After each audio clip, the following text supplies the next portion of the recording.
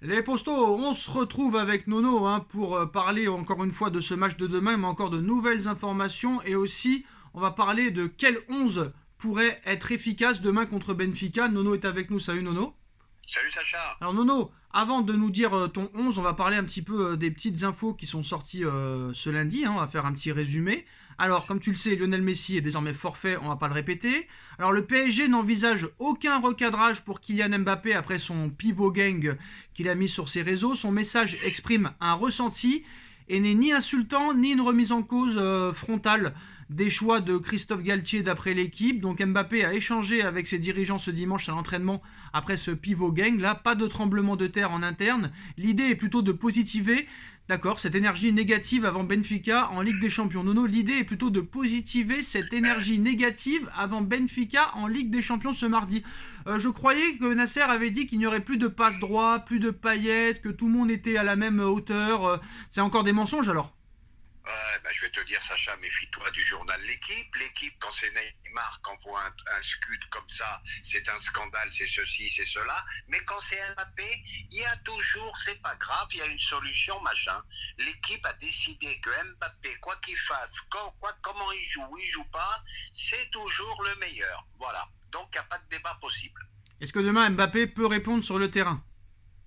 Oui, il peut marquer un but, il peut en marquer deux même, mais ça n'empêche pas que j'aime pas son comportement. Point final. Alors une petite stat quand même qu'on connaît, mais maintenant il y a eu quelques matchs qu'on suivi, donc on va encore la rappeler. 11 buts pour Mbappé cette saison, 0 passe décisive. Toujours 0 passe décisive pour Kylian Mbappé cette saison, Nono. Ah, il ressemble de plus en plus à Ronaldo, monsieur, je vais l'appeler Ronaldo bis. Voilà, il pense qu'à ses stats. Voilà, moi c'est ça qui me déçoit énormément Bah de tiens, ce joueur. d'ailleurs, Il ne pense qu'à ses stats. Nono, en parlant de stats, Cristiano Ronaldo a retrouvé le chemin défilé hier, 700e but. Qu'est-ce que t'en penses? Bon, ça va, il a marqué contre qui? Everton. Bon, bien, tant mieux, tant mieux. Il va peut-être donner tort à moi en premier. Bon, moi je pense que pour le haut niveau c'est fini, mais ça reste un phénomène malgré tout. Et je confirme qu'il ne pense qu'à ses stats. Alors Nono, il y a une clause permettant un éventuel retour de Xavi Simons au Paris Saint-Germain, confirme le PSV Eindhoven aujourd'hui par la voix de son directeur du football Marcel Brandt. Elle serait entre 8 et 12 millions d'euros. Alors les stats de Simons avec le PSV Eindhoven cette saison, toutes compétitions confondues, c'est 14 matchs, 8 buts, 4 passes décisifs. Et s'il continue comme ça, apparemment le PSG aurait le projet de le racheter pour, on va dire, un petit peu être la doublure de Lionel Messi la saison prochaine si Messi prolonge. Qu'est-ce que tu penses de tout ça? D'ailleurs, il a par ailleurs été élu joueur du mois d'août en championnat des Pays-Bas. Bon, n'oublions pas que c'est le championnat de Hollande qui est quand même moins fort que la Ligue 1, à Ouh, mon avis. ouh là là. Je pense. Chacun son avis là-dessus. En tout cas, Moins physique, on va dire. Moins physique, on va dire. oula. Mais par contre, non, Simon, je dis non, on revient jamais d'où on est parti. Et en plus, bon, c'est un bon joueur, mais ça serait encore un recrutement style Fabian Ruiz, style Solaire, qui ne te ferait pas passer un cap. Non, mais t'es très dur avec Fabian Ruiz. J'espère qu'il te fera fermer ton clap. Ton clap, j'espère aussi. Voilà. Mais moi, je pense que c'est un joueur tout à fait... D'accord. Un bon joueur sans plus. Quand il va te mettre un but de 40 mètres pleine lucarne, on verra ce que tu diras. On verra. T'es un peu dur, t'es très dur. Une chose n'empêche pas l'autre. Les postos, est-ce que Nono pour vous est très dur avec Fabian Ruiz ou non? Renato Sanchez, on ne le voit pas, donc on peut pas vraiment dire quelque chose. Vitinha est très très bon. Après, les autres ne jouent pas vraiment beaucoup. C'est surtout Verratti et Vitinha qui sont vraiment placés titulaires au milieu de terrain. Alors, en ce qui concerne Messi, il est vraiment trop juste, mais il devrait normalement être apte pour le match contre Marseille. Mais pour le match de Benfica, c'est mort, annonce le PSG. L'Argentin souffre d'une petite gêne au mollet, donc voilà, pas de risque. Renato Sanchez reprendra l'entraînement collectif cette semaine, annonce le PSG. Presnel Kipembe et Nuno Mendes poursuivent leurs soins. Alors Nono, tu vas nous dire dans quelques minutes le 11... ton 11 de départ, sachant qu'il y en a beaucoup qui l'oublient, mais Nuno Mendes est forfait pour 3 semaines, Kipembe encore 3 semaines, Sanchez forfait, Messi forfait. Donc Nono, réfléchis bien à ton 11 de départ et à ton système tactique. Alors Warren Emery et El Shaddai Bichabou et Ismaël Garbi sont présents dans le groupe du PSG pour le match contre Benfica demain soir. Pas de Youth League pour eux donc, par conséquent. Alors Christophe Galtier et Léo Messi va beaucoup mieux, il reste très confiant, mais il a encore cette sensation désagréable qui fait qu'il a préféré s'abstenir.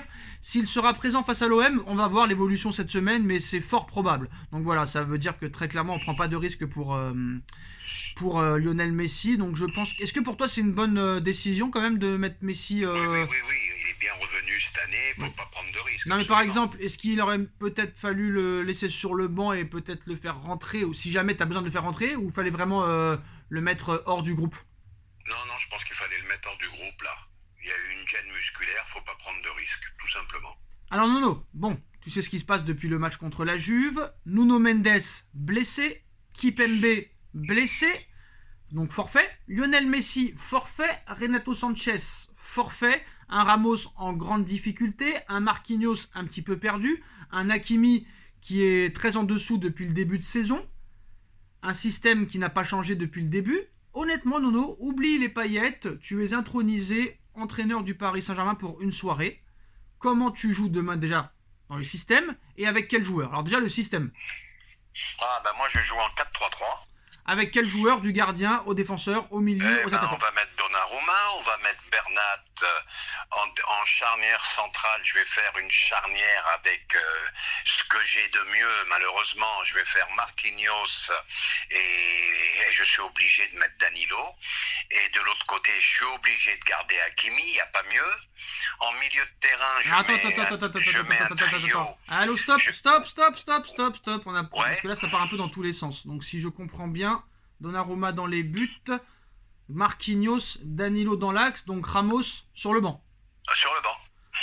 Hakimi à droite, pas de Mukiele. Non. Juan Bernat à gauche. Voilà. Milieu à 3, si je comprends bien. Alors, un milieu à 3, Verratti, Vitinha et Fabian Ruiz. Ok. Et devant, je fais Neymar, Mbappé, Sarabia. Alors Neymar, Mbappé, Sarabia. Alors Sarabia à gauche ou à droite ou dans l'axe. Neymar à gauche, à droite ou dans l'axe. Ou Mbappé à gauche, à droite ou dans l'axe. Je suis obligé de mettre Sarabia à gauche. Tu mets Sarabia à gauche alors que Neymar joue à gauche? Pardon? Tu mets Sarabia à gauche alors que Neymar joue depuis le début de saison? Non, Neymar à gauche, pardon. Neymar à gauche. Mbappé dans l'axe. Et vu que je peux pas mettre Sarabia à droite, donc je tente le coup Solaire. Ah, pas mal. Alors pourquoi Sarabia tu peux pas le mettre à droite? Parce que je pense qu'il est moins à l'aise à droite qu'à gauche. Donc en fait tu mets Neymar à gauche, Mbappé devant et tu mets Solaire à droite. Voilà, on fait avec ce qu'on a. Tu mets Carlos Soler à droite et toujours pas de Hugo Ekitike donc. Non. Moi je vous trouve dur quand même avec Ekitike parce que le mec a joué un match et 10 minutes cette saison et le mec c'est le plus mauvais joueur du monde quand même hein. Non, c'est pas que c'est un mauvais joueur, le peu que j'ai vu c'est pas terrible, en plus je sais qu'on m'a dit Il a pas joué, il a joué un match. Mais c'est pas terrible, tu vois quand même t'as des prémices, Vitinha, d'accord, le premier match j'étais enchanté. Alors Solaire, qu'est-ce qu'il a montré de mieux que par rapport à Ekitike? Solaire, il a fait ses preuves quand même au championnat d'Espagne. Ouais mais il a pas 19 ans Solaire. Mais Solaire il a pas 19 ans. Oui, je suis d'accord, mais enfin pour l'instant il n'a pas sa place au PSG, voilà ce que je peux dire. C'est sûr que s'il joue pas, c'est très clairement compliqué. Hein. Écoute, tu le mets à la place de qui, d'Mbappé? Non, je sais, alors je vais dire un truc, je connais certains entraîneurs qui auraient mis Mbappé sur le banc demain.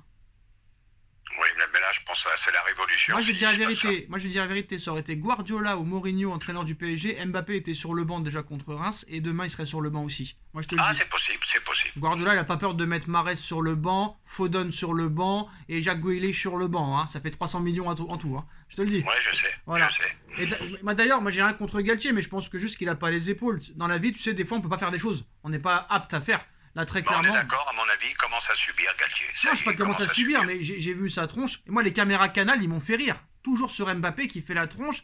Campos, que je vais pas te répéter, mais Campos qui disait presque sans le dire, excusez-moi pour ce mercato pourri. Tu vois ce que je veux dire ou pas? On est d'accord. Après, peut-être qu'on parle trop, peut-être que voilà, on est un petit peu. Peut-être trop. Comment t'expliquer? Perfectionniste. Mais voilà, là, moi j'étais très très. On va dire optimiste, excusez-moi, sur les 8 premiers matchs, mais là je vois que ça commence très clairement à devenir très inquiétant. Je suis impatient de voir le match de demain. J'espère qu'on se trompera, Nono, très clairement j'espère qu'on se trompera. Moi aussi j'espère me tromper, hein. Mais ça fait mal l'histoire, mais j'espère me tromper. Ça fait 7 matchs qu'on dit ça et on se trompe pas, malheureusement. Et malheureusement. Voilà les postos, bah voilà le 11 de Nono. Bah moi, est-ce que je suis d'accord avec ça? Bon, Donnarumma dans les buts, normal. Pareil, j'aurais mis Danilo, Marquinhos dans l'axe parce que pour l'instant, j'ai pas mieux. Avec peut-être un Mukiele à droite qui a fait une meilleure deuxième mi-temps que la première contre Reims. J'aurais pas mis Hakimi parce que Hakimi, pour moi, là, il est perdu. Je sais pas ce qui se passe. À gauche, Juan Bernat, j'ai pas le choix. Peut-être milieu à 3, ouais, comme dirait Nono, Fabian Ruiz avec Vitinha et Verratti, ça peut être pas mal. Neymar à gauche. Alors moi, pourquoi pas Nono, pourquoi pas, ouais. Pourquoi pas Neymar à gauche, Soler à droite et Mbappé dans l'axe, Et voilà, c'est ce que je vois de mieux, moi. ce serait pas mal, ce serait aussi innovant, donc pourquoi pas. Dites-nous en commentaire ce que vous pensez du 11 de Nono. On like, on partage, on commente, on s'abonne. À part pour Hakimi, je suis d'accord avec lui.